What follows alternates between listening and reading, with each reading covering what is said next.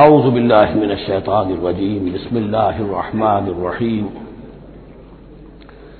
الطلاق مرتان فامساک بمعروف او تسریح باحسان صدق اللہ العظیم۔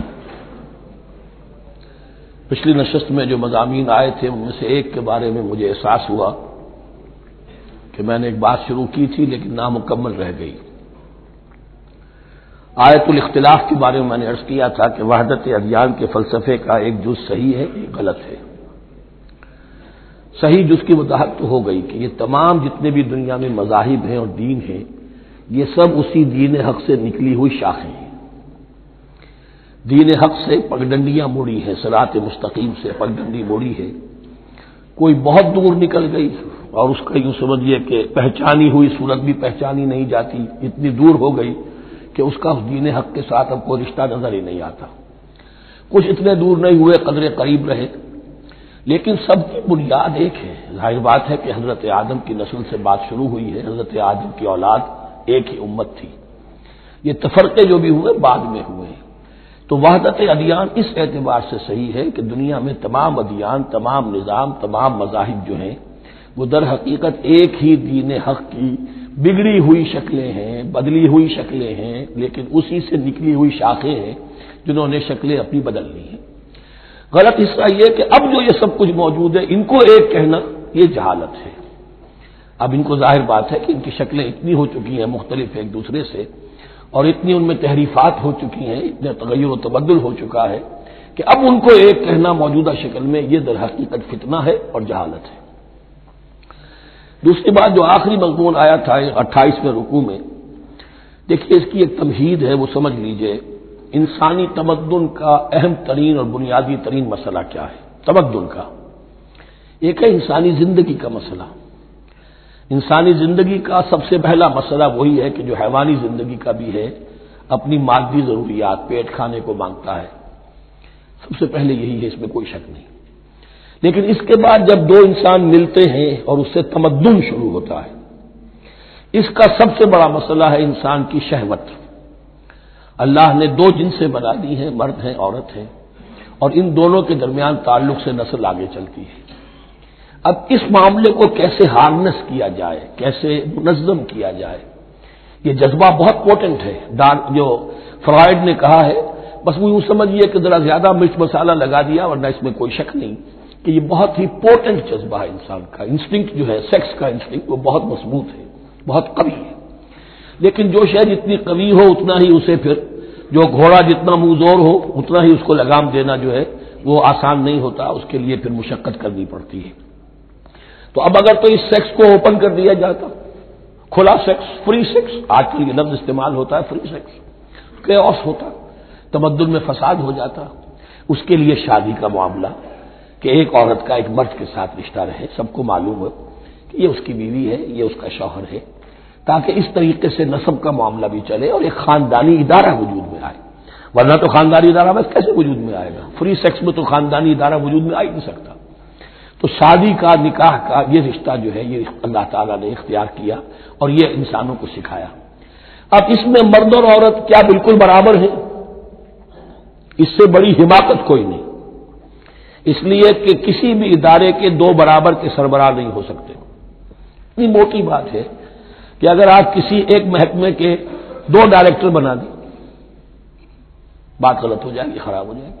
ایک ڈائریکٹر، مینیجنگ ڈائریکٹر، دوسرے 10 ڈائریکٹر بنا دیجیے آپ، لیکن اوپر ایک ہوگا، جنرل مینیجر ایک ہوگا، ڈپٹی مینیجر 10 رکھ دیجیے۔ ہر ادارے میں اگر نظم قائم کرنا ہے تو ایک اوپر ٹاپ پر ہونا چاہیے۔ لہذا جب ایک مرد اور ایک عورت، مرد اور عورت انسان ہونے کے ناطے بالکل برابر ہیں، ایک ہی باپ کے نطفے سے بیٹا بھی ہے، بیٹی بھی ہے، ایک ہی ماں کے رحم میں بھائی نے بھی پرورش پائی ہے اور بہن نے بھی، اس اعتبار سے وہ برابر ہیں۔ شرف انسانیت میں، نوع انسانی کی حیثیت سے، human dignity and honour, they share both equally, absolutely equally. لیکن جب ایک مرد اور ایک عورت مل کر خاندان کے بنیاد رکھتے ہیں تو اب یہ برابر نہیں رہے۔ جیسے انسان سب برابر ہیں لیکن چپڑاسی اور افسر برابر نہیں ہے، اس کے کچھ اور اختیارات ہیں، اس کے کچھ اور اختیارات ہیں، اس کے کچھ اور فرائض ہیں، اس کے کچھ اور فرائض ہیں۔ اس طریقے سے اس رشتے کے معاملے میں اور یہ بھی نوٹ کر لیجئے کہ یہی وجہ اس قدر تفصیل کے ساتھ سب سے پہلے احکام قرآن میں دیے جا رہے ہیں اسی آئلی قوانین کے متعلق. لیکن تمدن کی جڑ بنیاد یہ ہے، یہاں سے خاندان بنتا ہے، اور خاندانوں کے اجتماع کا نام معاشرہ ہے. خاندان کا نظام، اب ہمارا پاکستانی جو معاشرہ ہے، اگر ہماری 14 کروڑ تعداد ہے اس وقت، 7 افراد ایک خاندان کے اگر آپ شمار کر لیں تو آپ سمجھیے اتنے خاندان ہماری دنیا میں اس وقت موجود ہیں. 2 کروڑ خاندان ہیں، ان خاندانوں پر مشتمل ہے.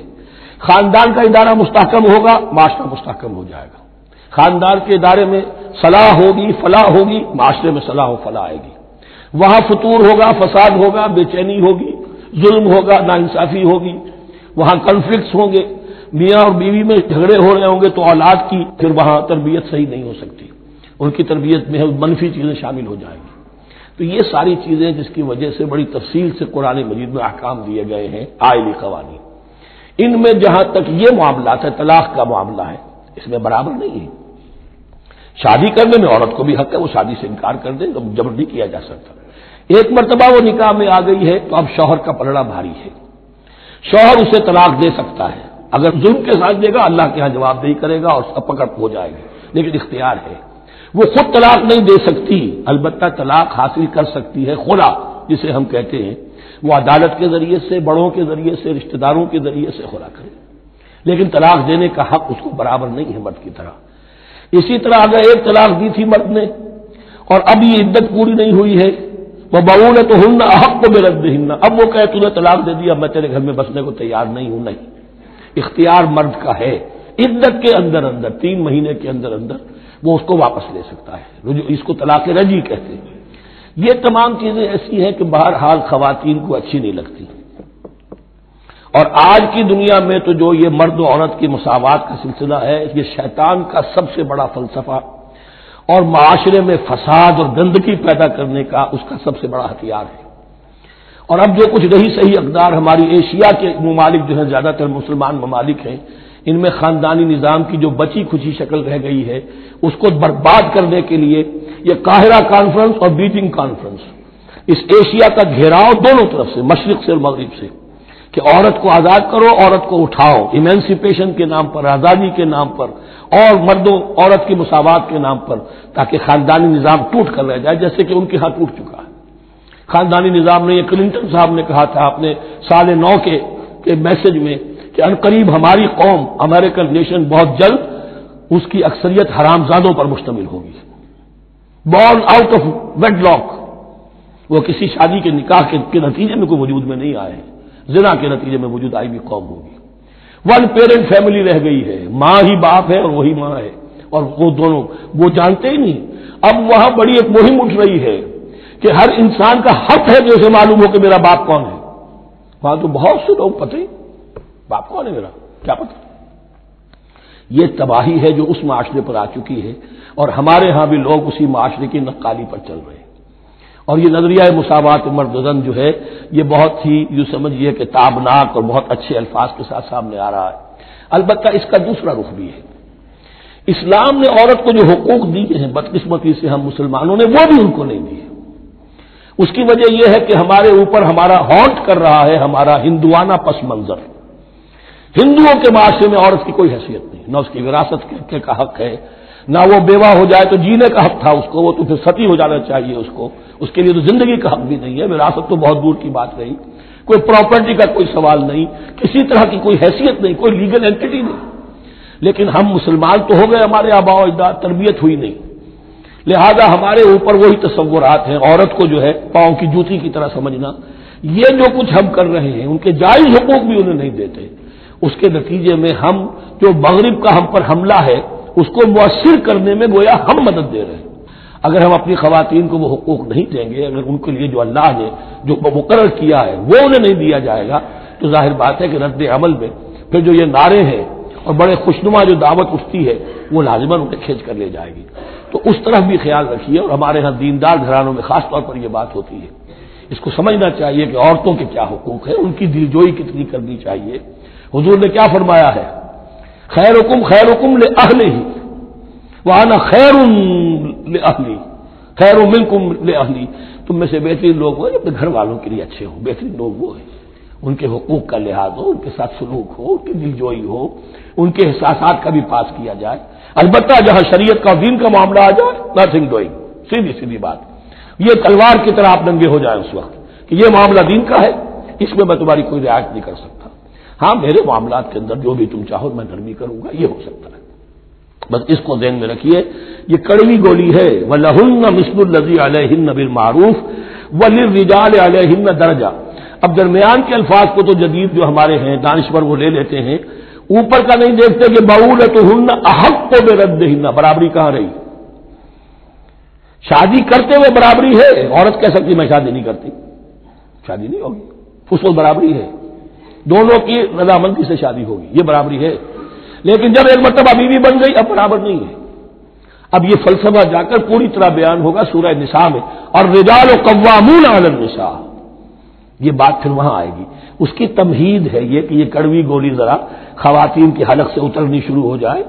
وَبَعُولَتُهُنَّ أَحَقُّ بِرَدِّهِنَّ، اور اسی طریقے سے وَلِلرِّجَالِ عَلَيْهِنَّ دَرَجَةٌ۔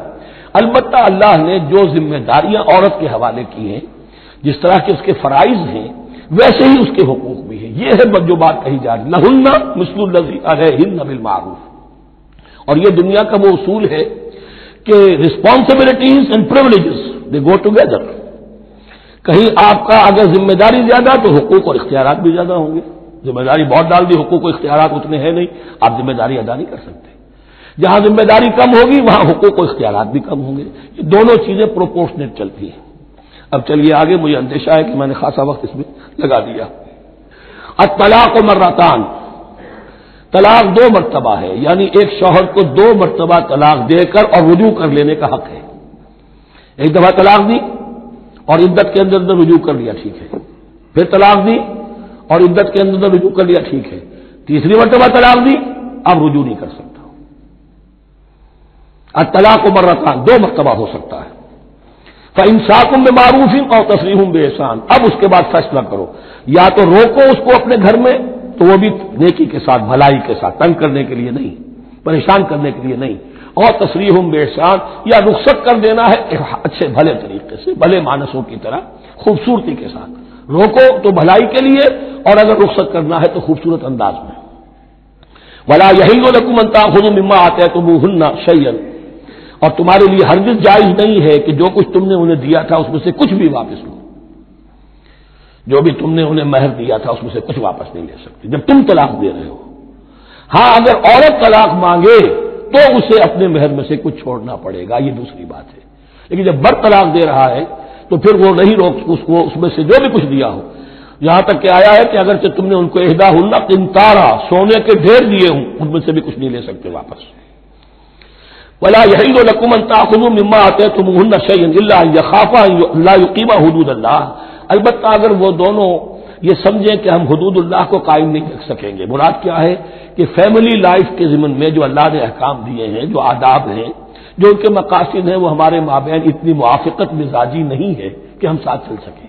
ایک عورت اگر یہ محسوس کرتی ہے فَإِنْ خِفْتُمْ أَلَّا يُقِيمَا حُدُودَ اللَّهِ فَلَا جُنَاحَ عَلَيْهِمَا فِي مَا افْتَدَتْ بِهِ، پھر اگر اس کا یہ خیال ہے کہ یہ نہیں رکھ سکیں گے تو پھر کوئی حرج نہیں ہے ان دونوں پر کہ جو کچھ دے دلا کر عورت فدیے میں اپنے آپ کو چھڑا لے، یعنی کہہ کہ ٹھیک ہے تم نے مجھے 10 لاکھ مہر دیا تھا، میں 5 لاکھ تمہیں واپس کرتی ہوں، یا تم نے 10 لاکھ کا میرا مہر رکھا تھا، میں کھلا مانگ رہی ہوں، میں صرف 5 لاکھ کا تم سے تقاضا کرتی ہوں، اسے اپنے مہر میں سے کچھ چھوڑنا ہوگا، یہ فدیہ ہے۔ تلک حدود اللہ فلا تعتدوها، یہ اللہ کے حدود ہیں، ان سے تجاوز مت کرو۔ دیکھیے روزے وغیرہ کے ضمن میں فلا تقربوها، اور یہاں فلا تعتدوها، اس لیے کہ یہاں بڑے دھڑلے سے آدمی جو ہے وہ ان حدود کو پامال کر جاتے ہیں، قانون یہی رہ جاتا ہے، روح اس کی ختم ہو جاتی ہے۔ وَمَن يَتَعَدَّ حُدُودَ اللَّهِ فَأُولَٰئِكَ هُمُ الظَّالِمُونَ، اور جو اللہ کے حدود سے تجاوز کرتے ہیں وہی ظالم لوگ ہیں۔ فَإِن طَلَّقَهَا، اب اگر تیسری مرتبہ طلاق دے دی، الطلاق مرتان تو ہو چکا، اس کے بارے میں سارے احکام آ گئے، لیکن اب اگر دے دی مراد ہے تیسری مرتبہ، فَإِن طَلَّقَهَا فَلَا تَحِلُّ لَهُ مِن بَعْدِ حَتَّىٰ تَنكِحَ زَوْجًا غَيْرَهُ، تو اب وہ اس کے لیے جائز نہیں ہوگی جب تک کہ وہ عورت کسی اور شوہر سے شادی نہ کرے، اس کو حلالہ کہتے ہیں۔ لیکن یہ حلالہ کروانا یا کرنا اور کسی کے ساتھ یہ معاہدہ کرنا تم شادی کر لو پھر طلاق دے دینا، اس پر لعنت فرمائی ہے، حضور نے لعنت فرمائی ہے۔ اور ہمارے ہاں علم میں آتی ہے، یہ بات سننے میں آتی ہے کہ بہت سے علماء نے اس کو دھندا بنا رکھا ہے۔ حلالہ مولوی مشہور ہیں مختلف شہروں کے اندر، فَإِن طَلَّقَهَا فَلَا تَحِلُّ لَهُ مِن بَعْدُ حَتَّىٰ تَنكِحَ زَوْجًا غَيْرَهُ فَإِن طَلَّقَهَا، پھر اگر وہ بھی دوسری شادی کی دوسری جگہ پر، اس عورت نے اس شوہر سے بھی نہیں بنی، اس نے بھی طلاق دے دی، فَلَا جُنَاحَ عَلَيْهِمَا أَن يَتَرَاجَعَا، تو اب کوئی گناہ نہیں ہوگا ان دونوں پر کہ وہ رجوع کر لے، پہلے سابق شوہر سے شادی کر لے۔ یعنی عورت کو شاید عقل آ گئی ہو، کوئی اسی کی زیادتی تھی کہ پہلے شوہر کے ہاں بس نہیں سکی، اب دوسری مرتبہ کا تجربہ ہو گیا تو اس کے کان ہو گیا کہ کوئی غلطی میری ہی ہے، اب شاید دوبارہ وہ اپنے شوہر کی طرف، سابقہ شوہر کی طرف رجوع کرنا چاہے تو اس کی اجازت ہے۔ ان ظنا یقیما حدود اللہ، اگر ان کو یہ یقین ہو کہ وہ اللہ کے حدود کی پاسداری کر سکیں گے، اللہ کے حدود جو ہے احکام شریعت، ان کو بہرحال مد نظر رکھنا ہے اور فائق رکھنا ہے۔ وَتِلْكَ حُدُودُ اللَّهِ يُبَيِّنُهَا لِقَوْمٍ يَعْلَمُونَ، اور یہ وہ حدود ہیں اللہ کے جن کو وہ واضح کر رہا ہے، کھول کھول کر بیان کر رہا ہے ان لوگوں کے لیے کہ جو علم حاصل کرنا چاہیں۔ ترجمہ یہ ہوتا ہے عام طور پر جنہیں علم حاصل ہے، اصل میں کسی وقت فعل کو طلب فعل کے معنی میں استعمال کیا جاتا ہے عربی زبان میں، یعلمون جو جاننا چاہیں، جن کے اندر طلب ہے علم کی۔ وَإِذَا طَلَّقْتُمُ النِّسَاءَ فَبَلَغْنَ أَجَلَهُنَّ، تو جب تم لوگ اپنی بیویوں کو طلاق دو اور پھر وہ اپنی عدت پوری کر لیں، فَأَمْسِكُوهُنَّ بِمَعْرُوفٍ أَوْ سَرِّحُوهُنَّ بِمَعْرُوفٍ، تو اب چاہو تو روکو انہیں لیکن معروف طریقے سے، اور چاہو تو انہیں رخصت کر دو وہ بھی اچھے طریقے پر۔ وَلَا تُمْسِكُوهُنَّ ضِرَارًا لِتَعْتَدُوا، اور دیکھو ایسا نہ کرو کہ تم روکو انہیں تنگ کرنے کے لیے۔ اچھا ذرا اس کی میں اور خبر لوں گا رجوع کر کے، ذرا اگر تو طلاق ہو گئی تو آزاد ہو جائے گی، غصہ اتنا چڑھا ہوا ہے کہ ابھی وہ غصہ ٹھنڈا نہیں ہوا ہے، رجوع کر رہا ہے اس لیے کہ اسے اور پریشان کروں، اسے اور تکلیفیں پہنچاؤں۔ تو اب یہ کیا ہوا، قانون تو اجازت دے رہا ہے لیکن تم نے قانون کا مذاق اڑایا، تم نے اللہ کی دی ہوئی اس اجازت کا ناجائز استعمال کیا۔ ہاں اگر بسانے کا واقعی ارادہ ہو گیا ہے تو ضرور تم رجوع کر لو، رجوع کا حق تمہیں ہے، لیکن اگر یہ نہیں ہے، پریشان کرنا ہے، فلا تمسکوہن ولا تمسکوہن ضرارا لتعتدوا، ضدہ ان پر زیادتی کرنے کے لیے، ستانے کے لیے۔ ومن یفعل ذلک فقد ظلم نفسہ، اور جو کوئی بھی یہ کام کرے گا اس نے اپنی جان پر ظلم ڈھایا۔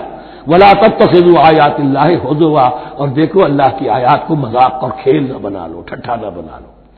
یہ اچھی طرح جان لیجیے، law is law and there can be law which has no flaw, flawless law is impossible. اس لیے تقوی، اللہ کا خوف ہر جگہ پر بار بار، ورنہ تم اللہ کی شریعت کا تماشا بنا دو گے، ٹھٹھا بنا دو گے۔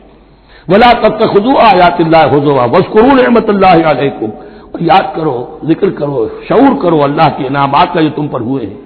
وما انزل علیکم من الکتاب والحکمت، اور جو اس نے نازل فرما دی ہے تم پر اپنی کتاب، اپنی شریعت اور حکمت، یعظکم بہ، اس کے ذریعے سے تمہیں نصیحت کر رہا ہے، سیدھا راستہ بتا رہا ہے۔ واتقوا اللہ، اللہ کا تقوی اختیار کرو۔ واعلموا ان اللہ بکل شیء علیم، اور جان لو کہ اللہ تعالیٰ کو ہر چیز کا حقیقی علم حاصل ہے۔ وَإِذَا طَلَّقْتُمُ النِّسَاءَ فَبَلَغْنَ أَجَلَهُنَّ فَلَا تَعْضُلُوهُنَّ أَن يَنكِحْنَ أَزْوَاجَهُنَّ إِذَا تَرَاضَوْا بَيْنَهُم بِالْمَعْرُوفِ، اور جب تم اپنی عورتوں کو طلاق دے دو پھر وہ اپنی عدت پوری کر لیں تو مت آڑے آؤ اس میں کہ وہ عورتیں پھر نکاح کر لیں اپنے سابق ازواج سے، اذا تراضوا بینہم بالمعروف، جبکہ وہ آپس میں رضامند ہو جائیں بھلے طریقے پر۔ یعنی اگر طلاق مغلظ نہیں ہے، دیکھیے ایک طلاق ہوتی ہے بائن، پہلی طلاق دوسری طلاق، یہ جب تک عدت ختم نہیں ہوئی طلاق رجعی کہلاتی ہے، جس کے دوران شوہر کو رجوع کرنے کا حق ہے۔ عدت پوری ہو گئی، اب یہ بائن ہو گئی، اب شوہر اور بیوی کا جو رشتہ ہے ٹوٹ گیا۔ اب اگر نکاح ہوگا تو دوبارہ ہوگا، اس میں عورت کی مرضی کو دخل ہے۔ عدت کے اندر عورت کی مرضی کو دخل نہیں ہے، لیکن عدت کے بعد اب عورت کو اختیار ہے، اب تو نکاح ثانی ہوگا، سوائے طلاق مغلظ کے۔ تیسری طلاق اگر ہو گئی ہے تو پھر جب تک اس کا نکاح کسی اور سے نہ ہو جائے، وہ بھی طلاق دے دے، تو ان کے درمیان نکاح نہیں ہو سکتا۔ گویا کہ یہ دو طلاقوں کے بعد اگر پھر یہ لوگ جبکہ طلاق بائن ہو چکی ہو، وہی عورت وہی مرد پھر نکاح کرنا چاہیں تو اب تم آڑے مت آؤ۔ ہوتا کیا ہے، عورت کے بھائی ہیں، اب انہیں غصہ چڑھا ہوا، اس بدماش نے یہ کچھ کیا تھا، اس نے تمہیں ایسے ایسے ستایا تھا، اس نے یہ کیا تھا، اب تمہیں ہم شادی نہیں کرنے دیں گے اس کے ساتھ. نہیں، یہ کام تمہارا نہیں ہے. اگر وہ اذا تراضوا بینہم، اگر وہ باہم راضی ہو جائیں تو تم اب ان کے آڑے مت آؤ. بالمعروف ذالک یوعظ بہ من کان منکم یؤمن باللہ والیوم الآخر، یہ وہ چیزیں ہیں جن کی نصیحت کی جا رہی ہے تم میں سے ان کو جو واقعتاً ایمان رکھتے ہو اللہ پر اور یوم آخر پر. ان کے اندر ایمان ہی نہیں ہے، ان کے لیے یہ سارا جو ہے بھینس کے آگے بین بجائے جاؤ کیا حاصل ہے؟ وہ تو پھر اس کو کوئی فائدہ نہیں پہنچے گا. ذالک یوعظ بہ من کان منکم یؤمن باللہ والیوم الآخر ذالکم ازکی لکم واطہر، یہ طریقے جو ہیں تمہارے لیے زیادہ پاک ہیں، زیادہ عمدہ ہیں. واللہ یعلم وانتم لا تعلمون، اللہ جانتا ہے تم نہیں جانتے. اپنی عقل کو مقدم نہ رکھو، یہ اللہ کا علم ہے. اسی نے عورت کو بنایا، اسی نے مرد کو بنایا. اسے مرد بھی عزیز ہے، عورت بھی عزیز ہے. الخلق عیال اللہ، حضور نے فرمایا تمام مخلوق اللہ کے کنبے کے مانند ہے. اللہ کو تو اپنا ہر انسان مرد ہو یا عورت ہو محبوب ہے، پسندیدہ ہے، اس کی تخلیق ہے، اس کا شاہکار ہے. لیکن یہ کہ وہ جانتا ہے کہ عورت کے کیا حقوق ہونے چاہیے، مرد کے کیا ہونے چاہیے. لہذا واللہ یعلم وانتم لا تعلمون والوالدات یرضعن اولادہن حولین کاملین، اور والداؤں کے لیے، ماؤں کے لیے ضروری ہے کہ وہ اپنی اولاد کو 2 سال دودھ پلائیں پورا.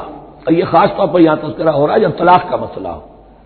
اب طلاق ہو گئی، شوہر تو علیحدہ ہو گیا، شوہر کہتا ہے بھائی میرا بچہ تو میرا ہے، قانوناً تو اولاد شوہر کی ہوتی ہے، لیکن تم اسے دودھ پلاؤ. تو 2 سال تک وہ عورت انکار نہیں کر سکتی، دودھ پلائے گی. لمن اراد ان یتم الرضاعہ، جو شخص چاہے کہ یہ رضاعت پوری کروائے اپنی سابقہ مطلقہ بیوی سے. وعلی المولود لہ رزقہن وکسوتہن بالمعروف، لیکن اس عرصے کے لیے جس کی وہ اولاد ہے یعنی شوہر جو سابق ہے اس کے ذمے ہے اس کا رزق اور اس کا لباس، جسے ہم نان نفقہ کہتے ہیں. 2 سال اگر اس نے دودھ پلانا ہے اس ماں نے، مطلقہ ماں نے اپنے طلاق دینے والے شوہر کے بیٹے کو یا بیٹی کو، تو اب اس عرصے کے دوران اس کا نان نفقہ اس کے ذمے ہے، باپ کے ذمے ہے، بالمعروف، بڑے طریقے سے. یعنی یہ کہ ایسا نہ ہو کہ ہو تو کروڑ پتی لیکن اب وہ اس کو بیوی کو مطلقہ کو وہ دینا چاہے نان نفقہ اپنی خادماؤں کی طرح کا. نہیں، وہ ہونا چاہیے معروف طریقے پر. لا تکلف نفس الا وسعها، کسی پر ذمہ داری نہیں ڈالی جاتی مگر اس کی وسعت کے مطابق. لا تضار والدۃ بولدها، نہ تو تکلیف پہنچائی جائے والدہ کو اپنے بچے کی وجہ سے، ولا مولود لہ بولدہ، نہ جس کا وہ اولاد ہے، جس کا وہ بیٹا یا بیٹی ہے یعنی باپ، نہ اس کو تکلیف پہنچائی جائے. کوئی لا ضرر ولا ضرار، حضور کی حدیث ہے، دونوں کے ساتھ منصفانہ سلوک کیا جائے. وعلی الوارث مثل ذلک، اب فرض کیجیے وہ شخص جو تھا طلاق دینے والا وہ تو مر گیا، تو وارث کے ذمے، اس کا جو وارث ہے اس کے ذمے نان نفقہ رہے گا. اس کے اپنے مرحوم والد کی اگر اولاد اس کی کسی متعلقہ بیوی کے پاس ہے 2 سال تک دودھ پلانے کے لیے. فإن ارادہ فصالا، اب یہ بھی ہو سکتا ہے کہ وہ دونوں جو ہے کہے کہ سب میں تو دودھ نہیں پلاتی، یا یہ کہ وہ شوہر چاہے ان تراض منہما، دونوں راضی ہو جائیں کہ میں دودھ نہیں پلواتی، دودھ چھڑوا دیجیے. وتشاور، آپس میں رضامندی اور مشورے سے، فلا جناح علیہما، اس میں بھی کوئی حرج نہیں. اگر دودھ چھڑوانا چاہیں، وہ کسی اور سے دودھ پلوانا چاہتے ہیں، کوئی دایا رکھ لی ہے اس سے دودھ پلوانا چاہتا ہے، ٹھیک ہے، لیکن ہونا چاہیے جبر نہ ہو، ماں پر جبر نہ ہو. ان تراض منہما، دونوں کی رضامندی سے، وتشاور، اور مشورے سے. فلا جناح علیہما، تو پھر ان دونوں پر کوئی حرج نہیں ہے. اذا سلمتم ما آتیتم بالمعروف، جب کہ تم اس کی ماں کو وہ سب کچھ دے دو جس کا کہ تم نے اسے وعدہ کیا تھا. یہ نہ ہو کہ نان نفقے کو بچانے کے لیے اب تم کہو درمیان میں کہ چھوڑو جی مجھے تو سستی عورت مل رہی ہے دودھ پلا سکتی ہے. نہیں، وَإِنْ أَرَدْتُمْ أَنْ تَسْتَرْضِعُوا أَوْلَادَكُمْ فَلَا جُنَاحَ عَلَيْكُمْ، اگر تم چاہو کسی اور سے اب دودھ پلوانا، رضاعت کروانا، تو اس میں بھی کوئی حرج نہیں. فَلَا جُنَاحَ عَلَيْكُمْ إِذَا سَلَّمْتُمْ مَا آتَيْتُمْ بِالْمَعْرُوفِ، جبکہ ان کی ماں، اس کی ماں کو تم دے چکو جو کچھ کہ تم نے طے کیا تھا معروف اور بھلے طریقے پر. واتقوا اللہ، اور اللہ کا تقوی اختیار کرو.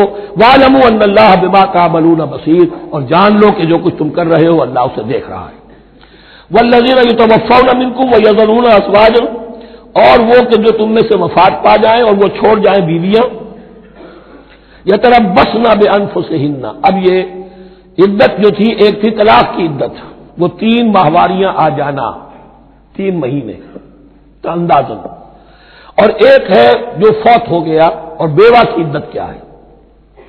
والذین یتوفون، جو تم میں سے وفات دے دیے جائیں، منکم تم میں سے، ویذرون ازواجا، پیچھے بیویاں چھوڑ گئے ہوں، یتربصن بانفسہن 4 اشہر وعشرہ، وہ روکے رکھیں اپنے نفسوں کو 4 مہینے اور 10 دن، 4 مہینے 10 دن تک ایک جو بیوہ عورت ہے وہ کوئی اور نکاح نہیں کر سکتی۔